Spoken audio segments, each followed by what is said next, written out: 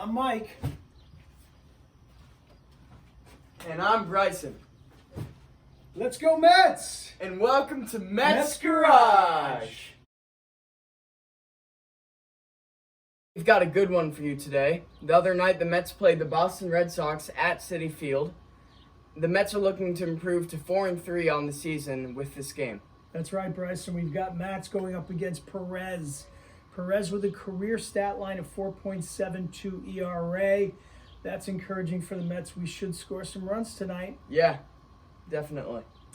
We've also got Dozier coming up to play for the Mets. He was quarantining with his wife and a new baby, I guess for about 30 days. And I guess they had a change of heart. And she just said, hey, get out of here, go play some baseball. I'm going to take care of this kid. Yeah, that's how it seems, doesn't it? Yeah.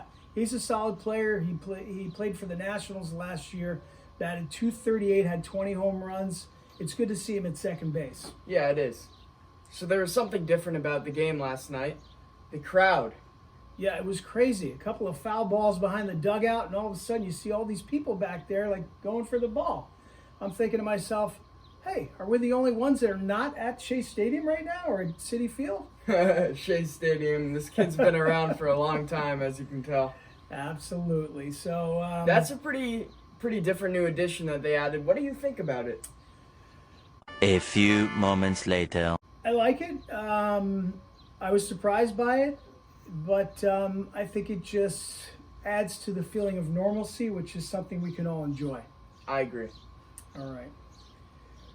One eternity later. So Matt's giving up the early homer as usual to Vazquez in the second inning.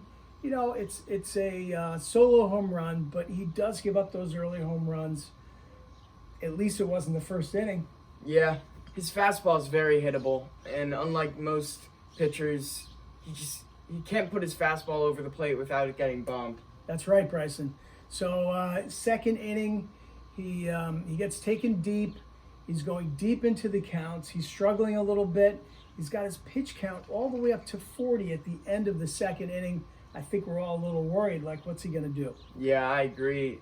There's nothing you can do in that scenario. He's at 40 pitches. He's going to be out soon, and then we'll have to go to our relief, which I'm not very confident in at the moment.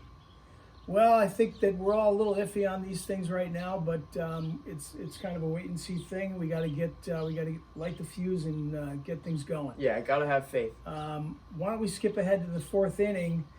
Vazquez, another dinger. Another dinger. He had 2 home runs in this game, and that's phenomenal. But not for the Mets. It was a 2-run shot. 3 fastballs in a row. That doesn't bode well. I mean, Matz has got to be a little bit more creative. He needs a little bit more control. He's starting to rely heavily on his fastball, which he shouldn't. And you throw any major leaguer 3 fastballs in a row, and I guarantee you they're going to hit that third one out of the park. And he did. Yep. And over the next couple of innings, Matz pitched pretty well, and he was pretty steady after those couple of home runs. He did. He started to calm down a little bit. His pitch count came down. Although he did give up that home run in the fourth inning, it started to steady out a little bit. He was still working it. He was grinding a little bit, but he can do that. Yep. Yeah. So, again, the Mets having problems capitalizing when men are on base.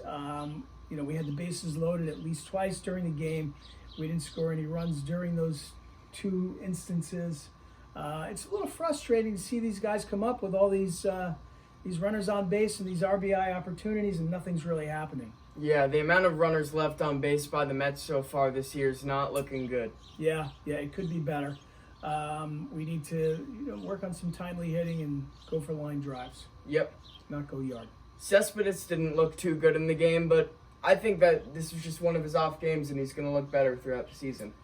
I think that's a very optimistic point of view. I love that. Cespedes, I've noticed, and he goes through these phases when he's not hitting. He just jumps out to 0-2 right off the bat. He'll swing at the first pitch, or he won't swing at the first pitch. It'll be right down the middle. He won't swing. Second pitch comes along. It's in the dirt. He's swinging again. He's 0-2. He's in the hole. He's got to work the count. He can do that. He's Cespedes, but I think it's a little bit too much to overcome that early in the season when he hasn't played for almost 2 years. He looks a little lost to me at the plate. I got to be honest with you, Bryson, but I love him. Yeah, I know he'll come around. He will come around. I'm sure about that. Yeah. Why don't we talk about Familia? Familia comes in and just blows through the Boston order. I mean, it was just incredible. He pitched like 3 or 4 years ago. Everything was working. He just looked so confident. I mean, he went through Martinez like butter. It was just incredible. Yeah, that was his first really good outing I've seen in a while. Yeah. Reminds me of him from a couple of years ago, as you were saying. Yeah. So after that, what happens? They bring in Diaz, and They probably should have left Familia in for another inning when he's Definitely. pitching like that. It's like, keep going. I mean, we need these wins. That's the thing. We don't have the luxury right now to experiment too much. We've got to try to win every game as if we're heading towards the playoffs, because there's only 60 games and now we're down to 53 or 53. So I think it was a mistake not to bring Familia back in and give him even more confidence. Yeah, nothing against Luis Rojas, but I think he definitely should have kept in Familia for at least one extra inning. But in comes Diaz. Ruh-roh. So Diaz comes in and he starts walking batters, and he just doesn't have any control. No control. His pitches are all over the place. Lots of movement, but who knows where it's going? He doesn't know. The catcher doesn't know. The batters don't know.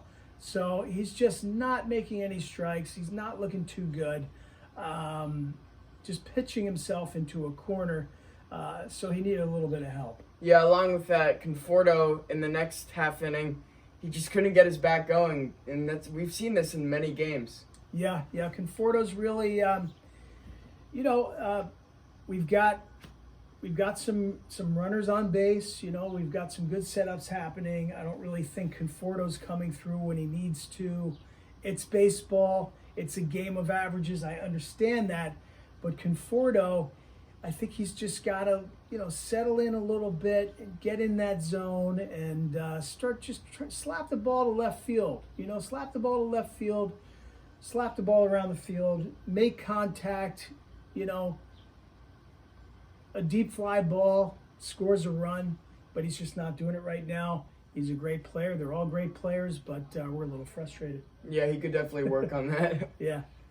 So at the end of the game, there were 3 men on base, bases loaded, and the Mets just couldn't make any runs out of it. So the game ended up ending with 4 runs for Boston and 2 runs for the Mets. Yep, the Mets lose this one 4-2 to Boston. Gimenez came in with the bases loaded. It's a little bit to ask of a rookie to come in that kind of a situation and perform, although he has been performing very admirably. He's doing a great job. I love this guy. We got to keep an eye on this guy. Yep. But the Mets lose another one. We're down to 3-4. Yep. Boston wins. Yeah. Boston 9 hits, Mets 5, and that's the final. That's going to do it for today. Yep. And we'll see you next time on Mets Garage.